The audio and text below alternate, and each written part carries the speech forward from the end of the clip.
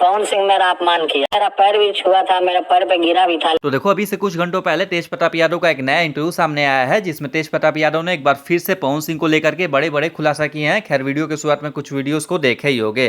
तो देखो क्या है कि तेज प्रताप यादव को अक्सर देखा गया है कि वो पवन सिंह के लिए हमेशा गलत बोलते हैं और हमेशा उनके अपोजिट में ही बोलते हैं। लेकिन अभी जो ये इंटरव्यू आया है इसमें तो तेज प्रताप यादव ने पूरा लिमिट क्रॉस कर दिया है। मतलब तेज प्रताप यादव ने पवन सिंह के लिए ये बोला है कि अरे पवन सिंह तो मेरे पैर पे आके गिरता है।